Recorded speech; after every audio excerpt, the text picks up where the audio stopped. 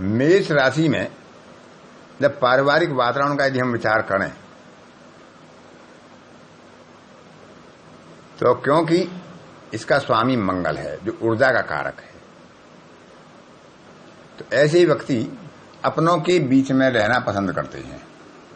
घर और परिवार की परवाह बहुत करते हैं क्योंकि इनमें सहानुभूति, उदारता अधिक होती है। वे स्वच्छता प्रिय होते हैं, अतिथि प्रेमी होते हैं, सुसंगत व्यवहार करते हैं, व्यावहारिक होते हैं।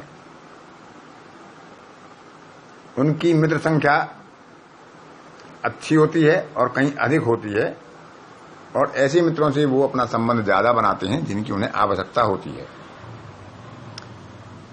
व्यवसाय के रूप में क्योंकि शासक मंगल है, तो यदि यह ग्रह मेष में हो, नवांश में मेष राशि में हो और द्वितीय, छठी और दसवीं भाव में मेष राशि होती है, तो उनका स्वामी मंगल बलशाली होता है, तो उनके व्यवसाय को सूचित करता है।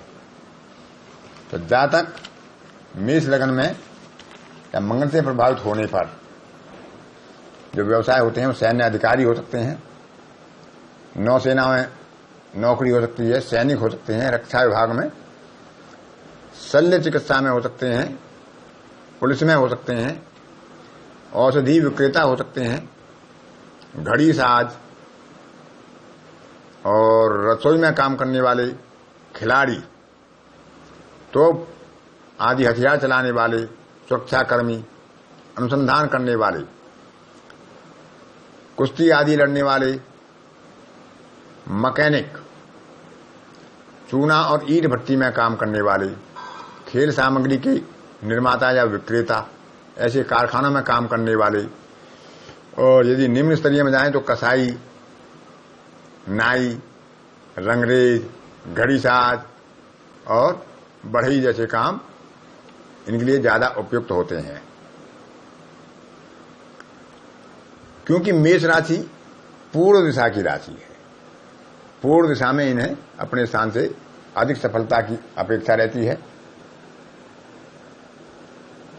इसके बाद इनका हस्तलेखन सुंदर होता है, लेकिन वो विस्तृत नहीं होता और ये ज्यादा घुमावदार नहीं दिखते। इनके अक्षर सामान्यतः दाहिनी तरफ झुके होंगे या सीधे होंगे। मंगलवार इनके लिए शुभ दिन होता है।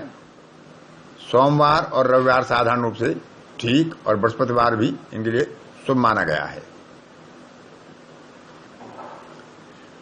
मंगल की राशि है, इसलिए इनके शुभ अंक 6, 8 और 9 होते हैं।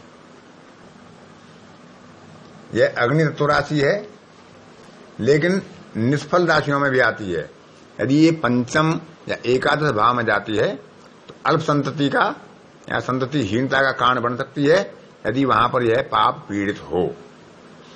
लेकिन यदि यह द्वितीय भाव में होती है तो उसकी वाणी में प्रभाव होता है और वाणी अच्छी कुशल होती है। क्योंकि इसका स्वामी मंगल होता है, इसलिए इसकी गिनती हिंसक राशियों में या निर्भय राशियों में भी होती है। ये उद्यमी होते हैं, साहसी होते हैं, सूरवीर होते हैं, आपत्तियों का सामना करने में सक्षम होते हैं। लेकिन यदि यहाँ पाप प्रभाव हो जाता है तो ये चीजें इनकी नकारात्मकता में बदल जाती हैं, इनकी वीरता उद्दंडता में बदल जाती है, उद्यम इनका अपराध में बदल सकता है, साहस इनका नकारात्मक हो जाए तो किसी को नुकसान पहुंचाने में भी समर्थ हो सकता है। क्योंकि यह चर राशि है, यदि यह लग्न में होगी तो धन कमाने में सहायता प्रदान करेगी, जनता में पहचान और यश प्रतिष्ठा दिलाने में सहायक होती है, चेतना शक्ति अधिक होती है, महत्वाकांक्षा और साहसिक कार्य इनके लिए लाभकारी होते हैं। लेकिन धन से संबंधित मामलों में ये बचत की तरफ ज्यादा झुकाव नहीं रखते। यदि तीसरे भाव में चर राशि होती है तो बहुत महत्वाकांक्षी होते हैं, कर्मठ होते हैं, परंतु परिवर्तनशील होते हैं। इस तरह किस भाव में इसका क्या प्रभाव है? पंचम भाव में, क्योंकि निष्फल राशि है। चौथे भाव में बुद्धि को तीक्ष्ण करती है और भूमि संबंधी कार्यों में, जमीन जायदाद संबंधी कार्यों में लाभ भी कराती है। छठे भाव में होती है तो सिर संबंधी रोग और इस तरह की अग्नि संबंधी कार्यों से इन्हें कष्ट होता है। सप्तम भाव में होती है तो जीवन साथी का स्वभाव उग्र हो सकता है। दसम भाव में हो और वहां मंगल या सूर्य की स्थिति हो तो कर्मठ और कार्यनिष्ठ बनाती है और कर्म क्षेत्र में निरंतर प्रगति दिलाती है। यदि नवम भाव में होती है मेष राशि, क्योंकि चर राशि है, तो धर्म के प्रति अड़िग होते हैं लेकिन आडंबर प्रिय नहीं होते, दयालु होते हैं, उदार होते हैं, दूसरों की मदद करने वाले होते हैं। यदि लाभ भाव में ये होती है और वहां पर कारक गुरु भी बैठ जाता है तो योग्यता और उन्नति की सूचक है। और यदि व्यय भाव में बैठ जाती है तो इनके व्यय अस्थिर होते हैं, कभी अधिक कभी कम, लेकिन उनमें परिवर्तन होता रहता है। और आकस्मिक व्यय की अधिकता किंचित ज्यादा होती है और उससे इनकी धन संग्रह में बाधा आ सकती है। तो इस प्रकार हम मेष राशि में देखते हैं कि ये चर राशि है, क्रूर राशि है, अग्नि तत्व की राशि है, निष्फल राशि है और चतुष्पद राशि है। तो क्योंकि मेष एक पशु होता है तो यही मेष राशि किन्हीं की लग्न हो और वह पाप प्रभावित होती है तो उनमें कुछ पशुता के गुण या कुछ नकारात्मक गुण पैदा हो जाते हैं। इस प्रकार हम मेष लग्न का सामान्यतः विचार करते हैं।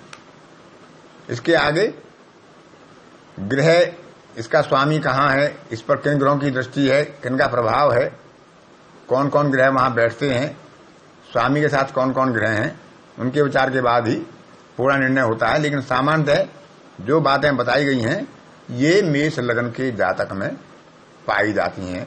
किसी में कम या किसी में अधिक वह ग्रहों का प्रभाव होता है। धन्यवाद।